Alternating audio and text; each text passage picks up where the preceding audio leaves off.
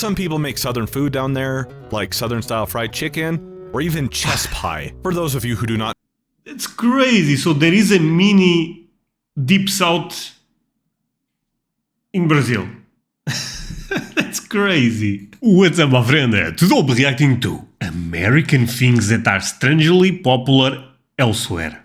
Okay, this should be interesting, but before I go into that, can I ask you for one thing? If you can leave a like on this one, thank you so much for that, my friend. This is the best way to show support. If you can subscribe, well, in that case, forget about it. You make my day. Have that in consideration. Now, link for the original video in my description. You guys end up recommending this one quite a lot, so let's play it. Today I'm going to tell you about some little America sports that have flung off from this country, gone into other ones, propagated, and flourished in surprising ways, just like the mold in the salsa container I found in my fridge earlier. In other words, I'm going to tell you about some American things that have a strangely strong following in other countries. We're going to skip over some of the more... Okay, the title of this video is really interesting, but in another end is also quite confusing, for one reason. Most American things, big brands, are very popular elsewhere, you know. But basically the idea is probably things that are not popular in America, but are popular, for example, in Sweden, you know. So this should be interesting, actually, because otherwise it would make no sense, right? More commonly known ones, like Kraft mac and cheese in Canada, Spam anywhere the American military has had a big presence, or Raytheon in Israel. Let's move on to our first topic, which is a little bit trashy.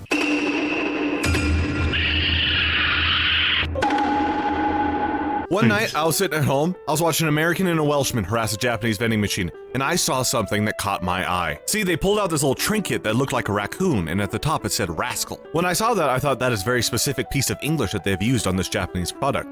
I wonder if this has anything to do with the book I was forced to read in 4th grade. It turns out that it has everything to do with that book. The book I am referencing is Rascal, A Memoir of a Better Era by Sterling North, which came out in 1963 originally. A quick synopsis of this book is it's about the author growing up in Wisconsin in the early 1900s, specifically during World War I, and at some point he finds a baby raccoon and tries to keep it as a pet, which doesn't go well. Anyway.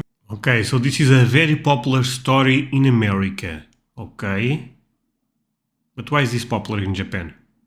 Be sitting there thinking, what does this have to do with Japan? Yeah. Well, I'm getting to that, calm down. In 1977, this book was turned into an anime, and it did very well and turned Rascal into a beloved character there. It was a somewhat common thing in this time period for anime to be made out of Western books. Another Western book with a weird amount of popularity in Japan is Anne of Green Gables, which got an anime a few years after Rascal. We don't actually care about that today though, because Anne of Green Gables is Canadian, and they won't share their Timbits with me. There is a big downside to Rascal's popularity in Japan, though. The issue is that people in Japan watch this story about how awful of an idea it is to have a pet raccoon, and then imported raccoons to be their pets. The inevitable then happened, which is the raccoons got out because they have hands. The raccoons then proceeded to damage the local environment, including the wildlife, including outcompeting the tanuki, also known as the raccoon dog, because it's like a raccoon with no hands. I also want you to take a moment to consider what it would be like for the first tanuki to see a raccoon. Imagine you're a tanuki walking around the Japanese woods, and you see another tanuki, but it's a little weird, and then it stands up and it's holding things in its hand. It kind of be like the first scene in Men in Black where the guy comes in out of the field, but the alien's inside him, and he starts like moving weird, but for a tanuki. Much to the relief of this panicked tanuki, the Japanese government is trying to exterminate the raccoons. The only issue is they're having about as much success as Australia's had with their wars with the emus, the rabbits, and the cane toads. Japanese— Okay, wait a sec. Wait a sec. Oh, this video is completely doing circles in my mind. So, this cannot be real. So, there was a popular story about raccoons in America, then they import to do an anime, and they also end up getting the animal there. What? Okay, maybe I'm not understanding this that well.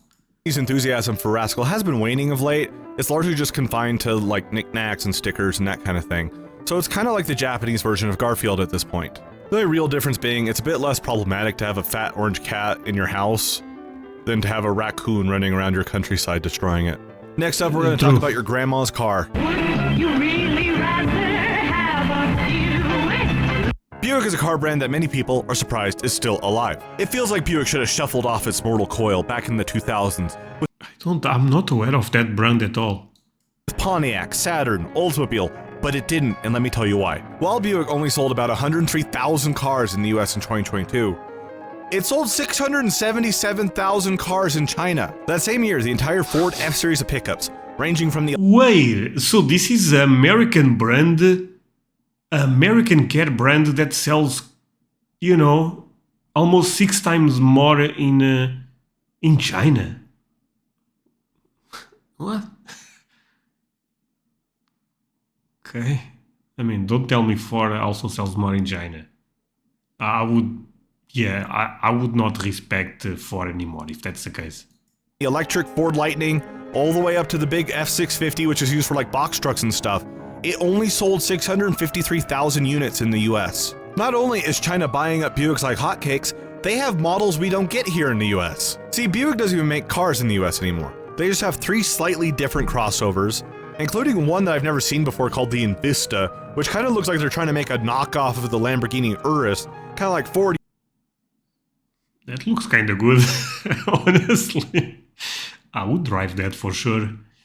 Okay, I guess. I mean, okay.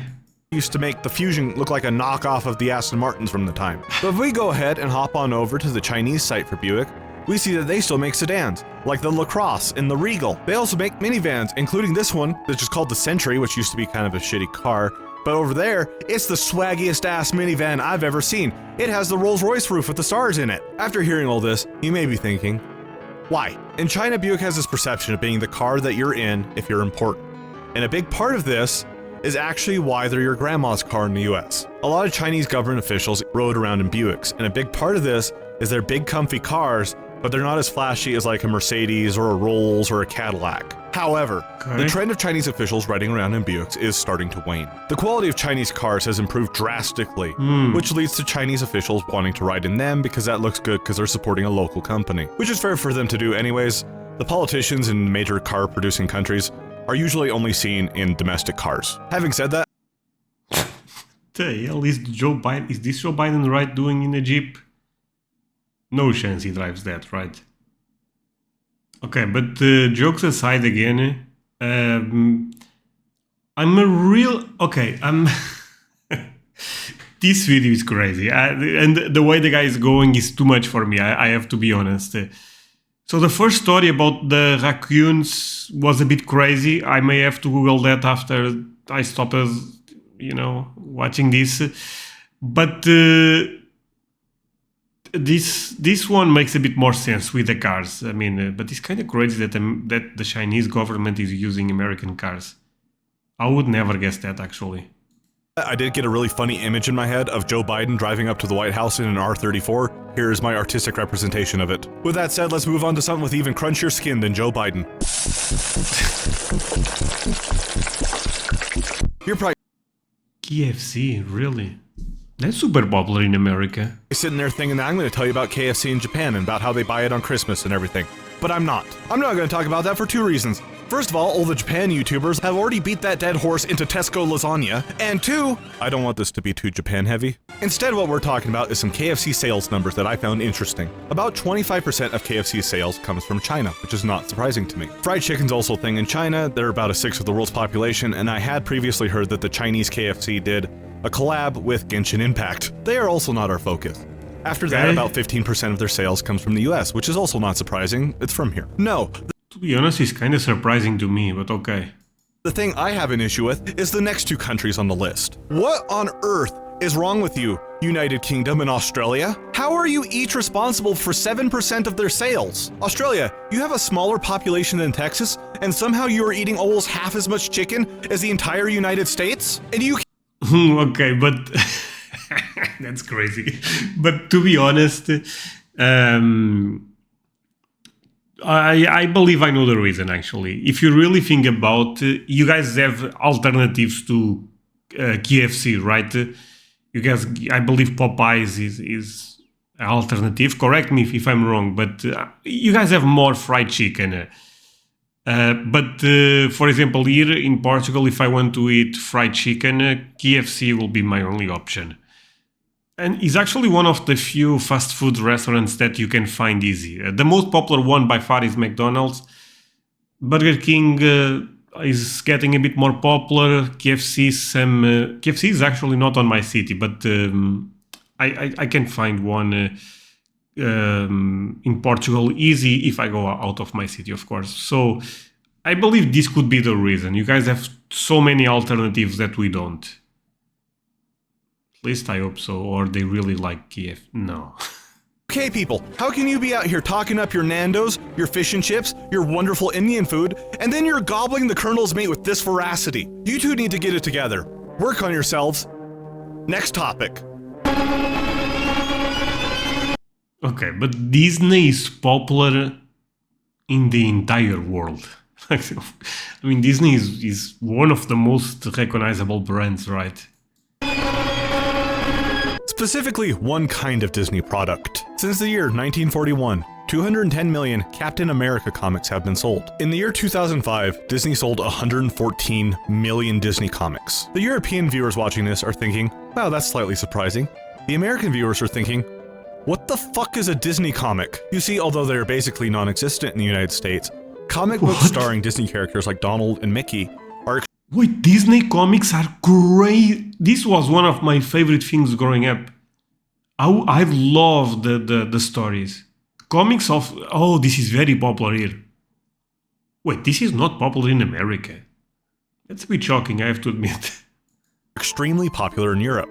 This started out because in the 50s, Disney sold off the rights to a lot of their characters to be used in comics in Europe because they didn't really care about the market and it was an easy way to make more money. Donald Duck is very popular in the strange grouping of all the Nordic countries plus Italy. Mickey Mouse comics are very popular in Germany, confirming my suspicion that Mickey Mouse is in fact the David Hasselhoff of rodents. The German Mickey Mouse comic book has sold over 1 billion copies since 1951. A few years ago, 1 billion? Okay, this is crazy.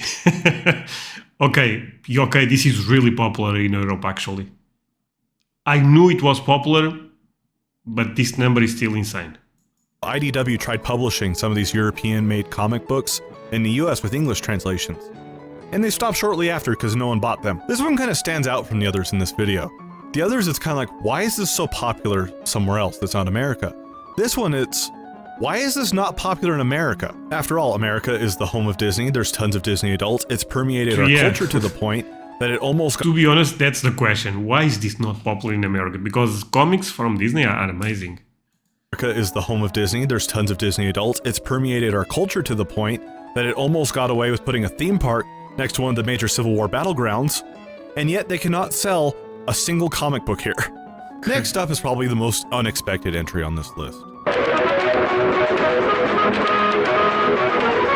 I told you it's unexpected. You see, there are communities made up of the descendants of Confederate sympathizers in Brazil. During the Reconstruction period after the Civil War, there were a lot of disgruntled Southerners, and a lot of those disgruntled Southerners knew how to run cash crop plantations. Emperor Pedro II of Brazil saw this as an opportunity and said, come to Brazil, I'll give you some cheap land to farm on. It also helped that Brazil still had legal slavery. About 20,000 Southerners immigrated, and most of them settled in the state of Sao Paulo. A lot of them focused... This is a crazy... Okay, the video ended up getting much better at the end. Oh, wow, this is crazy. Brazil is a country that I'm very familiar since they speak Portuguese. And we actually find them, but that's a different story for another day. Oh, wow, okay. Focused around the modern-day cities of Santa Barbara de Oeste and Americana. Santa Barbara de Oeste is actually believed to have the first Protestant cemetery and church built in Brazil because of these immigrants. In 1972, the governor of Georgia, Jimmy Carter, and his wife Rosalind Carter visited Santa Barbara de Oeste. They visited the cemetery on this trip because Rosalind Carter went and laid flowers at her great-uncle's grave, who was one of the original Confederados. I want to be clear here, it's not like if you go to the state of Sao Paulo and take a wrong turn, you end up in the Candyland plantation from Django Unchained. The descendants of the Confederados have largely assimilated into Brazilian culture, they just have some of the traditions that they've kept alive. For instance, some southern crops are grown in the area, like pecans and watermelons. Some people make southern food down there, like southern-style fried chicken, or even chess pie. For those of you who do not... It's crazy, so there is a mini Deep South in Brazil. That's crazy. Know what chess pie is? It is pecan pie, hold the pecans. I would argue that chess pie is a low-tier pie below even just chocolate pudding pie and nowhere near higher tier pies like pumpkin, pecan fudge, key lime, or cheesecake, which is a pie because it is filling in a crust and not a glutinous structure. Also, every year they hold an event called Festa Confederata. This is like a little festival where some of the men will dress up like Civil War soldiers, some of the women will dress up like Scarlett O'Hara, and they eat American food, and all the proceeds go to preserving the historic buildings. The I'm sorry, that's it. This is okay, this was my favorite story. Confederado descendants have even helped. Sorry, this was my favorite story, honestly. The fact that American culture is present in Brazil, I had no idea about this, and I think like I should actually, because we actually study Brazil history in school here, for logic reasons, connection between Portugal and Brazil, but I was not aware. Helped raise money to build a museum of immigration in Santa Barbara do Oeste, which is all about how great immigration has been for Brazil. That's all I got for you today. I hope you had fun, and I hope you have a great day, and I hope you eat some good food. This was insane. And that's it for today, my friends. Hope you end up enjoying this video. If that's the case, do not forget to leave a like. Also consider to subscribe if you are new to my channel. And also let me remember you about one thing. I have a Patreon community. I put videos there a bit earlier than I put on YouTube. So if you want to support me and have access to early content, go to my Patreon. I will leave a link on my description. Take a look at that. You can also scan the QR code you'll be seeing here, and that's it.